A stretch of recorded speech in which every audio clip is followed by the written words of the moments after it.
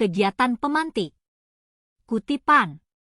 Mengajarkan anak menghitung itu baik, namun mengajarkan mereka apa yang berharga atau utama adalah yang terbaik. Bob Talbert. Dari kutipan di atas, apa kaitannya dengan proses pembelajaran yang sedang Anda pelajari saat ini? Pernyataan tersebut menekankan bahwa pendidik tidak hanya memberikan pengetahuan praktis kepada anak-anak, seperti menghitung, tetapi juga mengajarkan nilai-nilai yang mendasari kehidupan yang baik dan bermakna. Mengajarkan anak-anak tentang nilai-nilai utama dan karakter yang baik merupakan investasi penting untuk masa depan mereka. Dengan menanamkan nilai-nilai ini sejak dini, kita membantu mereka menjadi pemimpin yang bermoral, etis, dan bertanggung jawab yang akan membawa perubahan positif bagi dunia. Bagaimana nilai-nilai atau prinsip-prinsip yang kita anut dalam suatu pengambilan keputusan dapat memberikan dampak pada lingkungan kita? Nilai-nilai atau prinsip yang kita anut dalam pengambilan keputusan memiliki dampak yang signifikan pada lingkungan kita, baik secara langsung maupun tidak langsung. Jika kita mendasarkan keputusan kita pada nilai-nilai seperti keberlanjutan dan tanggung jawab lingkungan, kita cenderung untuk lebih memperhatikan penggunaan sumber daya alam secara efisien.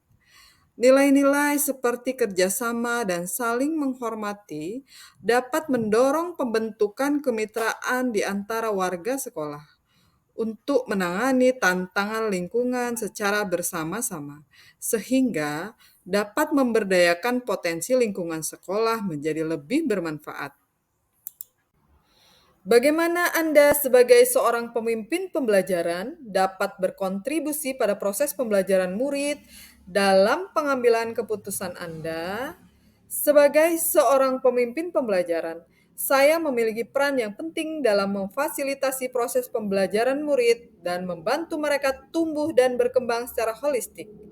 Dalam pengambilan keputusan, saya akan mempertimbangkan beberapa aspek penting yang akan berkontribusi pada proses pembelajaran murid, yaitu saya akan menjadi contoh yang baik bagi murid dalam hal bertanggung jawab, kerja keras, integritas, dan kerjasama. Saya akan memperhatikan kebutuhan dan minat individu setiap murid.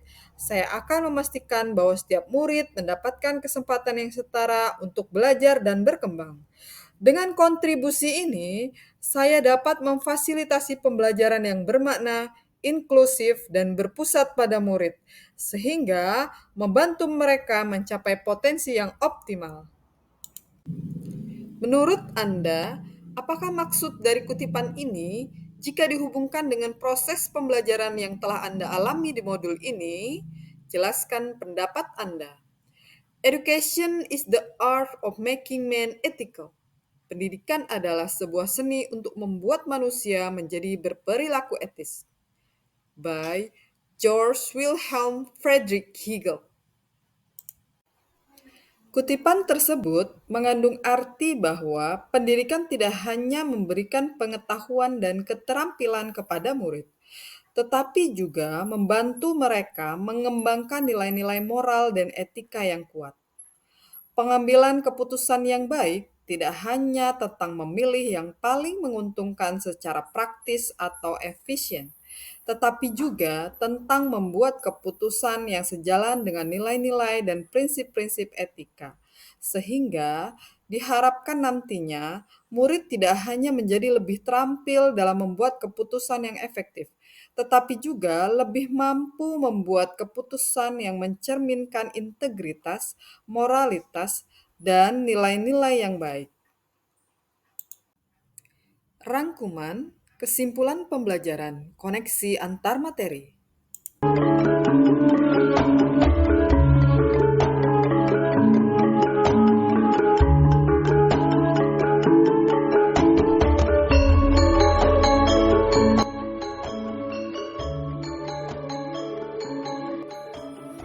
Bagaimana filosofi Ki Hajar Dewantara dengan Pratap Triloka memiliki kaitan dengan penerapan pengambilan keputusan sebagai seorang pemimpin?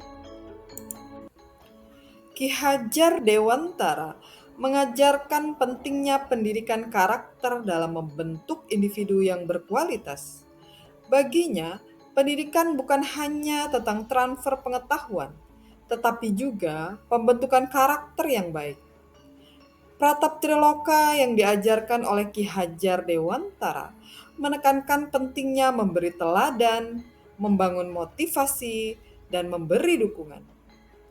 Seorang pemimpin yang terinspirasi oleh filosofi Ki Hajar Dewantara dan Pratap Triloka akan mempertimbangkan tidak hanya konsekuensi praktis dari keputusan keuntungan jangka pendek, tetapi juga dampaknya pada kesejahteraan mental dan spiritual individu atau kelompok yang dipimpinnya. Bagaimana nilai-nilai yang tertanam dalam diri kita berpengaruh kepada prinsip-prinsip yang kita ambil dalam pengambilan suatu keputusan. Nilai-nilai yang tertanam dalam diri kita memiliki pengaruh yang sangat besar terhadap prinsip-prinsip yang kita ambil dalam pengambilan keputusan. Ibarat kompas, nilai-nilai ini menjadi pedoman arah yang membimbing kita ketika dihadapkan pada berbagai pilihan. Misalnya, jika kejujuran menjadi nilai inti, kita cenderung memprioritaskan transparansi dan kebenaran dalam keputusan kita. Oleh karena itu, penting bagi kita untuk memahami dan memiliki nilai-nilai kebajikan yang kita anut dan bagaimana menggunakan nilai-nilai tersebut. Bagaimana materi pengambilan keputusan berkaitan dengan kegiatan coaching atau bimbingan yang diberikan pendamping atau fasilitator dalam perjalanan proses pembelajaran kita, terutama dalam pengujian pengambilan keputusan yang telah kita ambil. Apakah pengambilan keputusan tersebut telah efektif? Masihkah ada pertanyaan-pertanyaan dalam diri kita atas pengambilan keputusan tersebut? Hal-hal ini tentunya bisa dibantu oleh sesi coaching yang telah dibahas pada materi sebelumnya. Materi pengambilan keputusan erat kaitannya dengan kegiatan coaching yang diberikan oleh pendamping atau fasilitator dalam perjalanan proses pembelajaran sebelumnya. Coaching membantu kita memahami nilai-nilai, prioritas, dan keyakinan yang mendasari pengambilan keputusan. Kesadaran ini membantu kita memilih opsi yang selaras dengan diri kita. Coaching melatih kita menganalisis situasi, mempertimbangkan berbagai pilihan, dan mengevaluasi konsekuensi secara objektif. Coaching membantu kita mengidentifikasi hambatan, mencari solusi kreatif, dan menyusun rencana aksi secara efektif. Coaching membantu kita belajar dari pengalaman, meningkatkan keyakinan pada kemampuan diri, dan membuat keputusan dengan lebih berani. Bagaimana kemampuan guru dalam mengelola dan menyadari aspek sosial emosionalnya akan berpengaruh terhadap pengambilan suatu keputusan, khususnya masalah dilema etika? Guru yang memiliki pemahaman yang kuat tentang aspek sosial emosional dapat lebih mudah memahami sudut pandang dan perasaan muridnya. Ini memungkinkan guru untuk mengambil keputusan yang memperhitungkan perasaan dan kebutuhan murid, serta konsekuensi sosial dari keputusannya. Guru yang menyadari aspek sosial emosionalnya lebih terampil dalam menangani konflik di antara murid.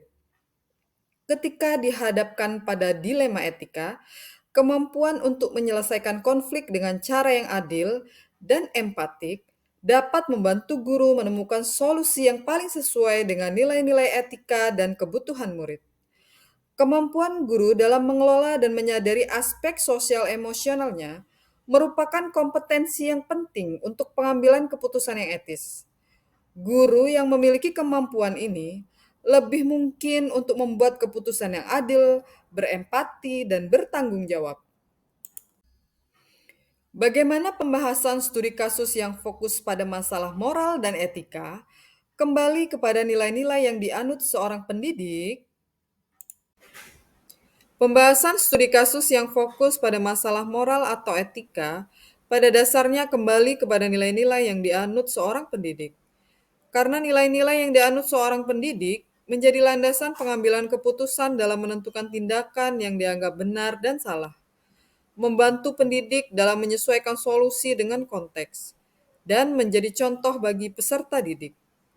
Pembahasan studi kasus dengan nilai-nilai yang dianut juga dapat menjadi kesempatan bagi pendidik untuk melakukan refleksi dan mengembangkan diri. Bagaimana pengambilan keputusan yang tepat tentunya berdampak pada terciptanya lingkungan yang positif, kondusif, aman, dan nyaman.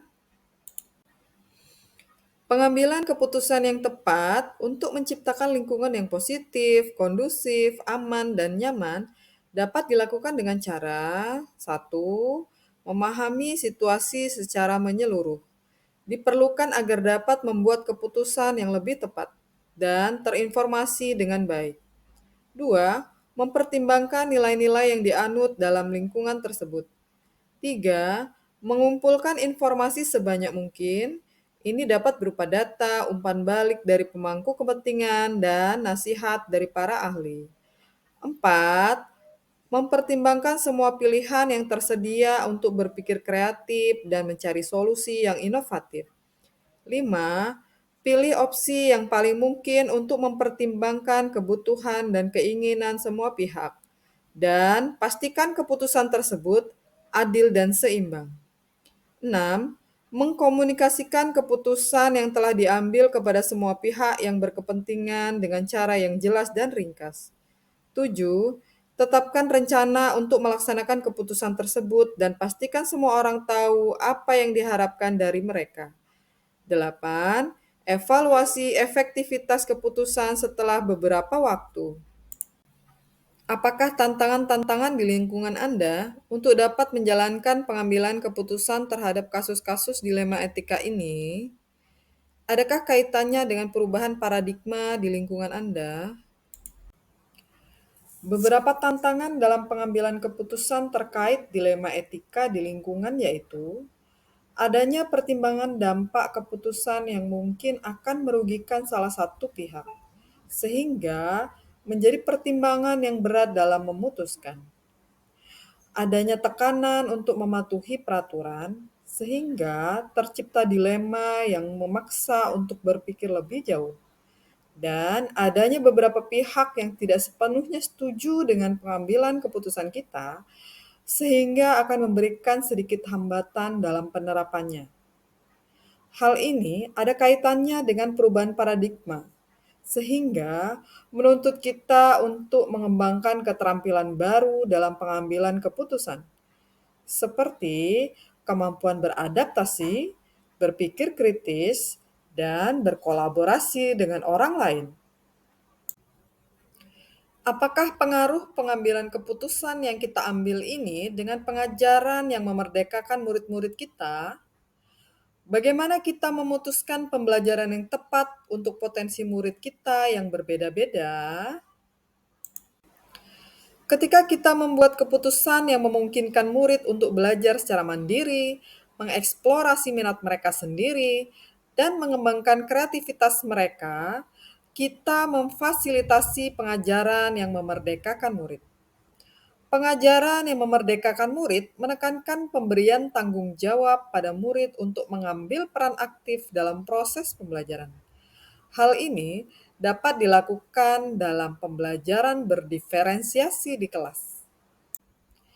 Cara memutuskan pembelajaran yang tepat untuk potensi murid kita yang berbeda-beda yaitu memilih kurikulum yang memberikan ruang bagi keberagaman dan memungkinkan adaptasi terhadap kebutuhan individual. Menyediakan variasi dalam metode pengajaran untuk memberikan peluang kepada murid untuk menemukan gaya belajar mereka sendiri. Keputusan yang mendukung pemberdayaan murid melibatkan pemberian tanggung jawab dan otonomi dalam pembelajaran mereka.